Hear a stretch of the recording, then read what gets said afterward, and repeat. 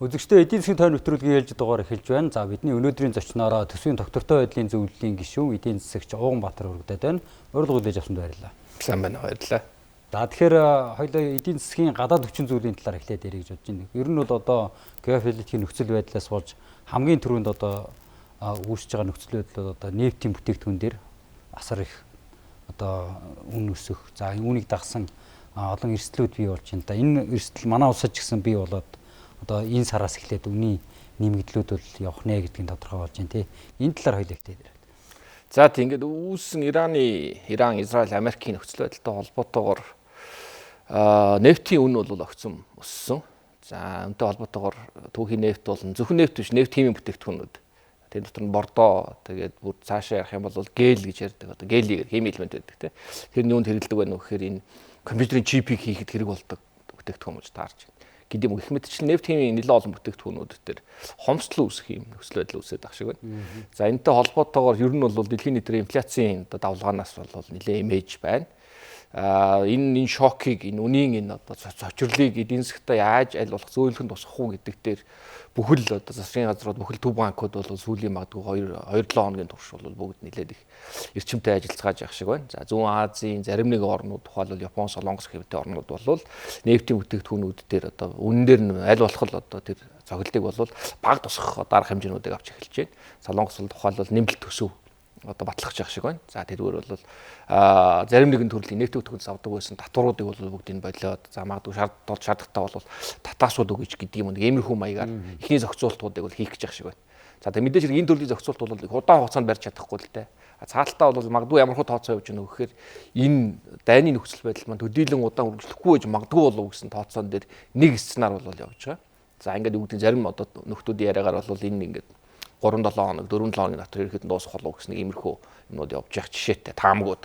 Гэхдээ одоо цаг тутамд шинэ мэдээ бол яриад байгаа. Та бүхэн сайн мэдж байгаа. Яг тэр хүмүүсийн цаатлынх нь миний ярьж бодож байгаа гол аргумент нь юу явж гэнэ вэ гэхээр нэг тийм өргөжөөд одоо олон улсыг хамарсан өөр дахиад 3 4 5 дахь орнуудыг хамарсан маягаар юу гэдэг өмнөх одоо нөгөө булангийн одоо Иракийн дайн шиг ч юм уу иймэрхүү хэмжээний юм уртудаа үргэлжилсэн дайн болохгүй болов гэдэг ерөнхий нөхцөл байдал бол тийш хандлагатай байна. Яагаад тэгэхээр Америк нэгдсэн улс маань гадаадын хамсаад НАТО-гоос нэмжлэг хүссэн хэдий ч төдийлөн нэмжлэг бол авч чадаагүй гэдгээ Америкийн ерөнхийлөгч өөрөө бол илэрхийлсэн. За дотооддоо бас мөн ялгаагүй Америк нэгдсэн улсын дотоод улс төр дотоодын одоо хүмүүсийг нь яриаг чагнаад үзэх юм бол тэн дээр бас төдийлөн их дэмжлэгтэй биш байна гэдэг юм зүйлийг бол ерөнхийд нь бол ярьж байгаа. Тэгээ бас албан ёсоор одоо Америк нэгдсэн улсын конгрессээр одоо ороод батлагдсан дайны одоо юу бол биш тийм учраас энийг бол одоо нөгөө цэргийн операц гэдэг нэрийн дор бол ерөөд нь яваад байгаа зүйл шүү дээ. Тэгэхээр энэ утгаар нь харахаар энийх өргөжөөд одоо өргөн хүрээтэй зар энэ дайм бол удаан үргэлжлэхгүй болов гэсэн ерөнхий хүлээлт нь бол тийшээ. Гисэн хэдий ч нөгөө нэг тэр чинь Монгол худлын үзүүр шиг тэр Арабын хоогийн Монгол худлын үзүүр шиг хэсэг тэр үзүүр шиг хэсэг буюу тэр хоолой бол ормон зүйн хоолой гэдэг бол Иран болон Оманы газар нутагт харьяалагддаг. Буюу тэр одоо нөгөө юунууд маань том хөлөг онгоцууд маань хаагуур дамждаг байсан бахна. Гэхээр Иран болон одоо Ираны газар нутгаар дамждагтай яг адилхан тийм зохицуулттай байсан гэсэн үг. Тийм учраас газар нутгаараа энийг болохгүй л гэдэг зүйлийг бол хэлж байгаа. Нөгөө талд нь хэрвээ одоо тэр хөлөг онгоц маань манайхтаа дайсагнахгүй тохиолдолд бол бид нар явуулнаа ч гэдэг юм бас нэг иймэрхүү зүйл бол яриад байгаа. За нөгөө талд нь юу гэж нөхөхээр та нар энэ хоолоогоо нээхгүй бол бид нар танаа нефтий чинь одоо тий гол үйлдвэрлэдэг газрыг ч одоо цохилдог юм шүү гэдэг ийм зүйлээ бол Америк нэгдсэн улсын тал хэлжээний хэлчихсэн л байгаад байгаа тий. Та сая одоо Азийн зарим улсуудын хариу арга хэмжээ авч байгаа жишээг ярьлаа. Монгол улсын хувьд бол бас яг энэ 7 хоногт засгийн газар солигдож байна. За өмнөх засгийн газрын үед нэг төлөвлөгөөгээд улсын хурал дээр оруулж ирээд танилцуулсан. Ер нь одоо эдийн засгч хүний хувьд яг энэ тал дээр бид дотооддоо ямар арга хэмжээ авбал энэ шокыг ер нь одоо айлуулах баг хохиролтой даван туулах боломжтой. Дөнгөж сая эдийн засгийн төсвийн байнгын хорон дээр хэлэлцүүлэг дээр шинэ ерөнхий сайд за тэгээд аж үйлдвэр эрдэс баялагын яамныхантай ороод бас нэг улсын хурлын тогтоолын төслийг бол танилцуулж байна. За тэр нь бол агуулгын юу харагдаж байна вэ гэхээр энэ юуны нефтийн төрлийн бүтээгдэхүүнүүд тэр дотор дизель тэгээд нөгөө нэг евро 95 гэх мэтийн одоо тийм үнэн нэлээ өндөр хэлбэлцэх магадгүй 5-6 мянга 7 мянга руу гарах боломжтой одоогийн тооцоогоор бол байгаад байгаа бүтээгдэхүүнүүд дээр импортын татварыг нь ер нь бол тодорхой хугацаанд тохируулах хийх ийм эрхийг засгийн газарт олгох тухай юм улсын хурлын тогтоол төсөл байна. Энэ төсөл нь бол яг одоо төсвийн байнгын хороогоор хилцэгдээд явж байгаа шиг байна. Байнгын хороодор хилцэхийн дараа энэ 7 хоногт багтаад улсын хурлын чуулганаар хилцэгдэх болов уу гэж бодож байна. Тэгэхээр бусад орнуудтай ялгаагүй л бас л тэр үнийн шокыг аль болох багал тусгах маягийн ихний арга хэмжээнд бол авч явах шиг байна. Гэхдээ манай нэг зовлон бол нөгөө нөөц маань нэг сарын нөөцтэй байгаад байдаг. Тэгэхээр тэн дотор бол маш хурдтайгаар бид нар маневр хийхгүй болвол хэрвээ нөгөө нөхцөл байдал маань удаан үргэлжлэх юм бол бид нар тэр үнийн зохицуултыг бол удаан баримтлах юмш боломжгүй. Тэгэхээр тэр нөгөө шинэ үнээр нь одоо импортлохоос өөр арга замгүй болж таарна. Тэгэхээр энэ хавартаа бол хид хид удаа үнийн тохируулга хийх бас нэг боломж бол байгаад байгаа. Төрөнийх бол нөгөө одоо сайн мэдэн. Ягаад тэгэхээр нийх их өргөжихгүй байгаад байгаа учраас энэ явандаа зогсож магадгүй, удахгүй зогсож магадгүй гэдэг хүлээлт нь. Муу мэдээний юу гэдэг нь гэхээр зарим экспертүүд бол өнөөдрийн хүртэх хугацаанд хийгдсэн тэр нөгөө харилцан одоо нөгөө буужин шидэлцсэн явдлаас болоод хангалттай их хэмжээний хохирол угаас учирчихсан байгаа. Ялангуяа боловсруулах үйлдвэрүүд дээр нь бол хангалттай их хэмжээний тэр булангийн орнууд тийм хохирол учирчихсан бөгөөд эдний буцаагаас сэргээн засварлахад багтаа ер нь бол хагас жилийн хугацаа орно. Тийм учраас 2026 он болвол ерөнхийдөө нефтийн бүтээгдэхүүний үн гэдэг юм дээр бол бид нар одоо хуучин шиг $80 молор те баррел нь тийм үн бол байхгүй. Шинэ бодит нөхцөл байдал буюу одоо 150 120 ч юм уу те иймэрхүү нөхцөл байдал руугаа дагаа нүүр тулсан байдлаар цааш ажиллах нь зөв болов уу гэдэг иймэрхүү зүйлүүдийг бол ихэнх экспертүүд хэлээд байгаа. Тэгээ яг нөгөө түүхийн бас жоохон харахаар 1973 оны эхний нефтийн хямралын үед булангийн орнууд одоо тухайн үеийн ОПЕК гэж ярьдаг те хэсэг орнууд бол яг гэхээр улс төрийн тодорхой хэмжээний мотивацтайгаар акц хийгээд улс төрийн акц хийгээд бүгдээрээ нэгэн зэрэг нефтийнхээ экспортыг 5%-аар ч билүү тусдаа бууруулсан байдаг. За тэгэнгүүт тухайн үед баррел нефтийн үн $3 байжгаад шууд $12 болоод буюу 4 дахин өссөн байна. Тэгээд тэгсэн 73 онд тийм үйл явдал болчиход 74 онд ерөөхдөө дууссан. Бүх юм намжсан, улс төр нь шийдэгдсэн. Гэхдээ тэрнээс хойш нефтийн үн яасан гэхээр 12 дээр өлтчихсэн. Тэгэхээр энэ зах зээлийн чинь үн нефтийн ер нь амархан өсдөггүй. Нефтийн үн бол амархан өсдөггүй ягаад тэгэхээр энэс хүн болгон айдаг, улс болгон айдаг учраас аль болох тэрийг өсгөхгүй байх тал дээр нь аль болохыг арга хэмжээнд аваад нэг талаас нь. Нөгөө талаас нь юу гэдэг вэ гэхээр аль болохыг өөрөөр хэлбэл тэр зах зээл аль болох тогтвортой байдлыг бүх улсууд хүсдэг. Хоёрдугаарт нь урт хугацаанд юу болсон байх вэ гэхээр 70 онтой харьцуулах юм бол нэг төгрөгний одоо нэмэн өртөг дотор хэрэглэгдэж байгаа нефтийн бүтээгдэхүүний одоо хувь хэмжээ бол нэлээд буурсан байдаг. Буюу бидний нефтээс хамааралтай байдал бол харьцангуй буурсан хугацааны туршид. Гэхдээ хангалттай сайн буурч чадаагүй гэдгийг одоо бол харуулж байна л да. Яг тэгэхээр нөгөө талд нь үргэлж юу байдгүй гэхээр нөгөө одоо тээвэрлэлтийн хэрэгцээ, логистик хэрэгцээ ялангуяа манай шиг орнууд бол зөндөө их байгаад байдаг. Энийг бид нар шийдэж чадахгүй ингээд нэмэгдэл яваад байдаг. Гэхдээ дэлхийн дунджийг харахад бол ерөнхий тренд нь бол нефтээс хамаарал бол ерөнхийдөө бас буураад байгаа. Тэгэхээр бид нар энийг нөгөө нөхцөл байдлаа дагаад бүтээдэргүй энэ бүтээгдэхүүн маань хизээ нэгэн өдөр ер нь бол дуусна гэдгийг те үнийн шокууд огцон үнийн шокууд орж ирдэг гэдгийг мэдсээр агаад тэрнийхээ дагуу бол тодорхой хэмжээний арга хэмжээнүүдийг бол ер нь уг нь бол авчихсан. Гисэн эдэж нь бол хангалттай биш л байгаа юм л да. Тэгэхээр муу мэдээ нь бол энэ ер нь 26 он маань өндөр одоо үнэтэйгээр лав үргэлжлэхээр харагдаж байна. Тэгэхээр зарим үзэгчид бас сонирхож иж магадгүй. Бид нар одоо энэ булангийн орнууд болж байгаа нөхцөл байдал ямар хамаатай юм те.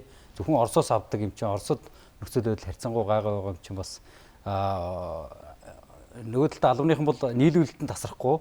За үнийн хувьд бол өөрчлөлттэй байна гэдэг. Тийм баталгаа өгч чадахгүй гэдэг зүйлийг бол хэлцгээсэн тийм. Яг сая чинь сүүлийн одоо энэ өвөл бол Оросын холбооны улс руу нэлээд олгуудаа ажиллах шиг боллоо шүү дээ. Манай дээд түвшинд их хурлын дарагч явсан. За сая бол өнөөдөр Эзэн байлгийн сайд бол баг өнгөрсөн хугацаанд сар болгон Оросын холбооны улстай хэлцээр хийсэн гэдэг зүйлийг ярьж ах шиг байна. Онгоцны түвштэй холбоотой бас нэг асуудал байгаад байдаг. Тэгээ ямарчсан доктортойгоор одоо юу бол нийлүүлэлтийг бол хангадаг байх асуудал дээр бид чинь 11 сард нэг нийлүүлэлтийн асуудалтай тасалдсан шүү дээ тий. Энийг бол тохирсон гэдэг зүйлийг бол хэлж явах шиг байна. За үнэн дээр бол мэдээж хэрэг тэр Сингапурын нэг үн ярьдаг тий. Тэгээд нөгөө бидний өргөн хэрэглэдэг А92 дээр бол харьцангуй нэг 3 сарын дотор одоо дээшээ доошо хэлбэлцэхт бол юу яахгүйгээр хөдлөөд авахгүйгээр хэрвээ 3 сарын турш одоо өнгөрсөн 3 сарын турш үн тодорхой хэмжээнд дээш өсчих юм бол бид нар тохиролцсон үнэн дээр тэр хэмжээний тохируулга хийнэ. 3 сарын дотор хугацаанд бас мөн доошоо унчих юм бол тэр хэмжээнд бас тохируулга хийнэ. Тэгсэн тохирсон үннээс 30% дээшээ гарчих юм бол гэдэг зүйлийг яриад байгаа. Тэгэхээр одоогийн нөхцөл байдал бол тэр рүү ер нь орох магадaltaй харагдчихлаа л да. Тэгэхээр бензиний үнэн дээр бол тохируулга хийж таарах нь л да. Энэ зовлон юу ах вэ гэхээр ихний давлага нь инфляц болж орж ирнэ. За энэ давлгааг яаж давах уу гэдэг асуудал гарч ирнэ. Нэг удаа үн огцон өсөөд өнгөрөх үү эсвэл цаашаа үргэлжлээд ингээд явах уу? За тэгээд өнгөрсөн 1970 оныхоо сургамжаас буцаад эргээд харахад тэр үед бол юу яригддаг вэ гэхээр нэг талаас нь инфляц нь яваад байсан. Тэгэнгүүт нь инфляцаас найгаад юу гэдэг эдийн засгийн хэтэрхий хумайд ихлэнгүүт буцаад энэ яах вэ гэхээр эдийн засгийнхаа өсөлтийг тэр чигтэн зогсоогоод ингээд бүх юм дээр нь тоормсгож гिचгсэн учраас бид нар тэнд макро эдийн засгийн бодлогын алдаа гаргасан юм а гэдгийг эдийн засгийн түүхчд бол эргүүлээд сөргүүлж хэлдэг. Тэгэхээр эндээс бас тодорхой хэмжээний сургамжуудыг бол авах хэрэгтэй. За инфляц орж ирэх учраас мэдээж мөнгөний бодлого хариу үйлдэл үзүүлэх байх. Тэрийг ойлгож байна. Гэхдээ тэр маань яг хэвээр гэхээр бусад бодит өдөр тутмын үйл ажиллагаанд маань төдийлөн аль болох бага нөлөөтэйгээр бид нар энийг даван гарчуулах гэсэн үг байхгүй. Нэг талаас яг энэ мэдээж сайн мэдээ бол биш. Төлөв байдал сайн мэдээ бол биш. Гэхдээ байх ёстой одоо ингээл учирч ил байгаа л сорилт шүү дээ. Энэ сорилтыг бол бид тодорхой хэмжээнд даван туулах юм бол магадгүй цааш та ер нь бол шинэ нөхцөл байдлыг шинэ одоо нөгөө дэлхийн ордер гэж ярьдаг те дэлхийн төлөв, дэлхийн ирэмб, хүчний харьцаа. Энэ 21-р зууны шинэ хүчний харьцаа болвол цаашид эдийн засгийн хамгийн том сорилтууд болвол энэ нийлүүлэлтийн сүлжээнд үүсэх доголдлууд байх юм байна гэдэг зүйлийг болвол сая Европын төв банкны одоо удирдлагууд ялангуяа Лагард энэ төр болвол бид нар энийг одоо сүүлийн хэдэн жил бол энийг одоо суур одоо юу болгож авахар болсон. Цаашдаа бидний бодлогын үндсэн одоо юу бол эдийн засгийн үндсэн төлөв бол бид нар ийм төлөвт байхаар юм дээр тохируулга хийж явахаар болсон гэдэг зүйлийг бол тодорхой хэлжлээ л. Тэгээ манай ч гэсэн ялгаагүй энэ ер нь бол тодорхой хэмжээний нөлөөлнө л дээ. Бид ч гэсэн ийм руу орохоос аргагүй. Зөв. Өөр нэг ярих зүйл бол одоо Монгол улсын одоо экспортын гол бүтээгдэхүүн болох нүүрс одоо зүсийн одоо экспортын бие хэмжээ үнийн хувьд бол бас энэ онд ямар байх байна? Эрэлт нь бас яаж өөрчлөгдөхөөр байна те энэ талаар судалсан зүйл. Тэгээ яг сая би тэгэд 27 он 28 29 оны буюу дунд хугацааны макро эдийн засгийн үндсэн төсөөллийг боловсруулад энийг бол олон нийтэд танилцуулж гисэн. Тодорхой хэмжээний яам тамгын газрууд нь хүргэчихсэн. За одоо энэтэй холбоотойгоор эдийн засгийн хөгжлийн яам эцэслээ засгийн газраар батлуулаад улсын их хурл руу ингээд дамжаад явдаг юм процесс болдог. Энэ дээр бол бид нар үндсэндээ 3 гол одоо юуныг сонирхдаг үзүүлэлтийг нэгдүгürt нь бол нэрлсэн дотоодны бүтээгдэхүүн маань тэр зэрэг байх уу. За хоёрдугаарт нэгдгэн цааталт эдийн засгийн өсөлт бол инфляцийг хоёулангийн тооцож байгаа гэсэн үг. Цааталт нь бол төсвийн орлого маань тэр зэрэг байх уу. За тэгээд дээрээс нь төсвийн алдагдал маань тэр зэрэг байх уу гэдэг 3 тоонд нийлээд асуул бодлоо өгдөг. Товчхондоо 27 оны хувьд бол одоогийн тухайн үеийн нөхцөл байдал. Гэхдээ энэ 26 оны шок маань бас хэр зэрэг яаж нөлөө үзүүлэх үү гэдэг бол бас нэлээд том хүчин зүйл болоод бидний таамаг хөдлөх бол бүрэн боломжтой. Гэхдээ урьдчилсан байдлаар өөрт байгаа тухайн цаг үед байсан мэдээлэлээс өөрөөр хэлбэл 27 28 онд бол манай макро эдийн засаг ерөөхдөө гайгүй харагдсан. Яагаад гайгүй харагдаж байгаа вэ гэхээр бидний бие хэмжээнд төдийлөн өсөхгүй байгаа бүтээгдэхүүнүүд тухайн алтцын соёр дээр бол ерөөхдөө үнийн өсөлт бол нэлээд гайгүй явж ирсэн. Тэгэхдээ алтан дээр сая 3 сарын 20-нд энэ Ираны нөхцөл байдалтай холбоотойгоор нэг өдрийн дотор бол 1983 оноос хойш байж байгаагүйгээр түүхэн одоо доод уналт руугаа буцаж орсон ийм үзэгдэл бол өрнөсөн. Тэгэхдээ алтан дээр бол бид тодорхой хэмжээний хөөсрөл байгаа болов уу гэдэг хүлээлт угаасаа явж ирсэн. Зэс бол харьцангуй илүү бодиттой өсөлттэй байсан болов уу гэж бодож байна. Тэгэхээр алт уулын зэсийн үнэн дээр бол ерөөдөө өсөлт бид нар хүлээж байгаа. За нөгөө талд нь үнэн төдийлөн өсөхгүй байгаа бүтээгдэхүүн байгаа. Тухайлбал төвний өдөр гэдэг бүтээгдэхүүн их өсдөггүй. Нүүрс маань сүүлийн жилүүдэд сүүлийн 2 жил төдийлөн өсөхгүй байгаа. Ер нь бол нэлээд бууралтай явж ирсэн. Зүгээр одоо бууралт нь саараа тогтворчих уу юу гэдэг асуудал яригдчихаа. Энэ хоёр дээр болохоор бие хэмжээнд дээр ер нь бол нэлээд өсөлтүүд явж байгаа. Ялангуяа нүүрсний бие хэмжээнд дээр бол нэлээд өсөлтүүд явагдаад байгаа. Тэгэхээр үнэн өсөхгүй бүтээгдэхүүнийхээ бие хэмжээг нь өсгөөд үнэн өсөж байгаа бүтээгдэхүүн дээр бол угаасаа үнэн өсөж байгаа учраас тодорхой хэмжээнд ингээд эдийн засгийн экспортын төлөв бол нэлээд айгүй бахар байна уу гэдэг ийм зүйлийг ерөөхдөө эхний урьдчилсан байдлаар бол бид нар хараад байгаа. За тэгэхээр төсвийн бодлоготой холбоотой нэг асуулт байна л да. Одоо яг яригдээд байна. Эрдэнэ бүрэнгийн усан цахилгаан станц, за газрын төсөв боловсруулах үйлдвэр, за сэлэв дид төвийн одоо гадны хөнгөлтөө зээлээр санхүүжж байгаа энэ их үүсвэрүүдийг төсвийн алдагдлаас гадна авч үзье гэдэг энэ бодлого орж ирэх гээд байна тий. Энэ тал дээр бас яг энэ төсвийн доктортой байдлын зөвлөлөөс ямар санал өгч байгаа. Тий. За нэг юм алтан шагаа болон нэр бүхий 30 гаруй гишүүдэд өргөн барьсан юм хууль байгаа даа. Сая намрын чуулганы төгсгөлд өргөн баригдсан. Энэ хууль өнөөдөр хэлцэгдэж эхэлж ах шиг байна. За цаатлынх нь үзэл санаа бол саяны өөрийн хэлснээр энэ одоо эдийн засгт болоод эдийн засгийн хөгжилд ач холбогдол бүхий. За тэгээд өөрийгөө санхүүжүүлээд буцаагаад нөгөө зээлээ өөрөөр төлчих боломжтой гэж үзэж байгаа 3 төслийг. За энэ дотор бол нэгдүгээрт нефт улсруулах үйлдвэр, за хоёрдугаарт нь сая өөрийн хэлсэн Эрдэнэ бүрэнгийн усан цахилгаан станц, тэгээд дээрээс нь сэлбэдэд өгсөн 3 төсөлтөөр энэ 3 төслийн зээлийн ашиглалтыг нь яах вэ гэхээр төсвийн үндсэндээ тэнцлийн гадна байлгах ийм зохицуулт бүхий хуулийг санаачлаад одоо тэр хэлцэгдээд явж байгаа. За энэ хууль дээр төсвийн доктортой байдлын зөвлөл өнөөдөр албан ёсоор дүгнэлтээ ер нь бол улсын хурлд өгсөн. За бидний ерөнхий байр суурь бол бид энийг төсвийн бодлого, төсвийн тогтолцоо талаас нь бол зөв үзэгдэл гэж бол харахгүй байгаа да. За яг нөгөө талд нь одоо зайлшгүй үүссэн улс их орны нөхцөл байдал, энэ 3 төслийн ач холбогдол эднийг бол бүгд ойлгож байгаа. Дээрээс нь гэхдээ зовлон эрсдэлтэй тал нь юу вэ гэхээр энэ бүх механизм нь юун дээр тогтоод байна вэ гэхээр энэ маань энэ төслүүд маань өөрсдөө ашигтай ажиллаад тэгээд өөрсдөө буцаагаад өөрсдийнхөө зээлийг одоо авсан зээлээ эргэн төлнө гэдэг зүйлийг яриад байгаа. Гэтэл энэ дээр ямар нэгэн доголдол үүсэх бүрэн боломжтой байхгүй юу? Одоо гол санаа зовоод байгаа зүйл маань тэр. Тэгэх юм бол энэ асар том төсвийн эрсдэл болох байхгүй юу? асар том суурьшил бол. Та мэдэх байх магадгүй одоо энэ алтан ширээ чинь Монголд одоо ашиглалтанд орох шиг анхны нефтийн үйлдвэр биш шүү дээ.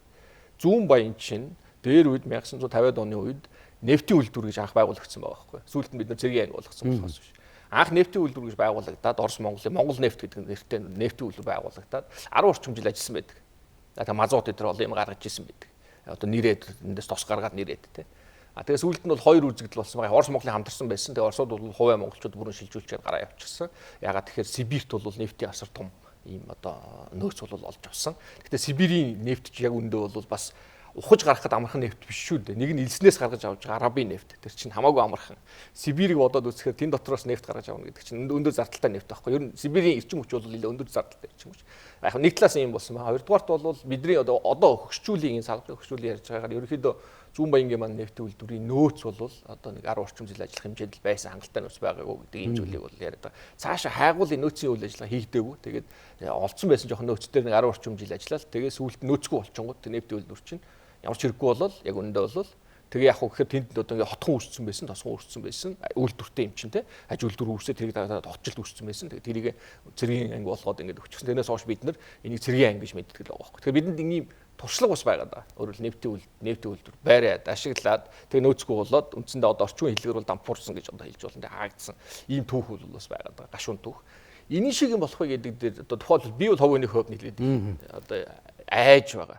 Үнэхээр ашигтай ажиллаад буцаагаад өөрийгөө төлчнө гэдэг ашигтай ажиллана гэдэг чинь цаасан дээр байгаа тооцоо байхгүй тий. Практик дээр очиж амьдрал дээр ашигтай ажиллах хэсэг асуудал бол их олон зүйлээс л хамаарна л да. Одоо бид бүгд л мэдэх байх нэг тий. Нөгөө талдаа эерэг талаас нь бодвол одоо бид нэр хэрвээ энэ төслүүд ингээд ямаар одоо төсвийн хуулиндаа баригдаад нэг талдаа нөгөө санхүүжилтээ нэмж чадахгүй юм асуудал байгаад шүү дээ тий. Хэрвээ энэ төслийг баталчих юм бол энэ төслүүд маань энэ арай хурдан хугацаанд ашиглалтанд орчих юмаа гэдэг энэ санааг. Тэрийг бол үнэн бах гэж бодож байна тий. Ягаад тэгэхээр ер нь бол мөнгө нь бэлэн. За дээрэс нь технологи нь бэлэн. За барих одоо контракт гэрээ контракт юмнууд нь бэлэн. Тэгээ ер нь бол гол саатал бол хаана вэ гэхээр одоогийн манай тогтолцоон дотор бид нар төсвийнхөө зарлага дотор багтааж чадахгүй л байгаа байхгүй. Бусад зарлагууд нь ер нь бол нэлээд эзэлчгээд. Тэгээ бид нар нэг төсөвтэй маш олон одоо төсөлтөө юм бол болчиход байна шүү дээ. Маш олон төсөлттэй, маш олон бодлогын бичиг баримттай, маш олон төлөвлөгөөтэй мөн үү? Тэгтээ ганцхан төсөвтэй явах. Сургууль ганцхан төсөвтэй. Бүх юм тэн дээр очиж хийдэг. Тэгээ эдгээр хоорондоо уйлдах зөндөл асуудал яригдана. Одоо хаваржангаал ярих болов гэж бас бодчихлаа л да тийм. Одоо сая улсын хурал дээр өнгөрсөн жилийн засгийн зөвлөл ажиллагааны тайланг хэлцээд явж шүү дээ тийм. Тэн дээр ч гэсэн тодорхой хэмжээнд энэ асуудал хөндөгдөж л байна л. За оны эхний 2 сарын байдлаар бол инфляцийн түвшин харьцангуй номд ор болж ирсэн. За 3 одоо 4 сараас эхлээд харьцангуй өөрчлөгдөх ийм дүр зурагтай болж байна л та. Тэгэхээр нөгөө талдаа бас төсвийн одоо мөнгөний бодлогыг солируулах ямар ч орон зайгүй болж байгаа юм шиг ийм зүйл ажиглагдаж байна. Таны хувьд бол бас юу гэж харж байна? Бид нар инфляцийг одоо тогтвортой барихын тулд бас урьдчилан ямар арга хэлбэрийг сонгож ажиллавал илүү тохиромжтой. Харин тий одоо энэ нөгөө нэг ийм тохио одоо зах зээл рүү шууд ингэж ороод ирэхээр тэгээ сая бид нар чинь жоохон нэмэлт бас хийчлээ шүү дээ 300 төгрөгөөр нэг юм урьдчилаад нэмчлээ. Ер нь шуурганы өмнө гэдэг шиг төрүүлээд баг яраад жоохон нэмчлээ ер нь бол тий. Тэгээ энэний инфляц үзүүлэх нөлөө бол гарах нь гарцаагүй. Тэгээ мөнгөний бодлого хариу үйлдэл үзүүлэх нь бол ойлгомжтой. Тэгээ би бол энэ дээр тодорхой хэмжээ санаа зовдөг л хүн. Ягаад тэгэхээр ингээд боогоод ахаар урт хугацаанд эдийн засаг маань хэтэрхий хэрэглээ төвтэй, хэтэрхий бэлэн мөнгө төвтэй амгүй болчдөг байхгүй. Инфляцаас айгаад эдийн засгийнхаа үйл ажиллагаануудаа боогоод ахаар хөрөнгө оруулалт ийдэхгүй болохоор хэсэг хугацааны дараа манай эдийн засгийн идэвхжил баг 0 руу явах байхгүй. Тэгээд бид нар яах вэ? Нэг олсон жоохон мөнгө хувааж авчаал тэгэл ингээл энүүхийн дээр эргэлдээд байдаг ийм потенциал маань нэлээд агших боломжтой. Тэрнээс яг одоо бол манай эдийн засаг чинь тэлж явах хэрэгтэй эдийн засаг байхгүй. Суурьээр бид нар тэлж явах хэрэгтэй, маш их ажиллаж явах хэрэгтэй, магадгүй маш их алдаж явах хэрэгтэй. Гэхдээ маш их алдаад, маш их ажиллаад, маш их завгүй ажиллаад, маш их хөрөнгө оруулалтууд хийгдээд шинэ бизнес санаанууд, энэ шинэ одоо аж үйлдвэрийн хувьсгал юу гэдэг те энэ AI, энэ олон юмн дээр ингээд маш олон юм бол маш динамиктэй явах хэрэгтэй эдийн засаг маань тааж анзаарч байгаа. Өдөр тутмын амьдралаа харах юм бол бид нар ингээд нэг юм нэг хэвийн юм руу орчлоо. Энэний цаатлын үндсэн санаа бол үндсэн асуудал бол манай хөрөнгө оруулалт юусаа хийгдэхгүй байгаа байхгүй. Хөрөнгө оруулалт хийгдэхгүй байгаа нь хоёр шалтгаантай. Нэг нь бид нар хангалттай хадгалж чадахгүй байна.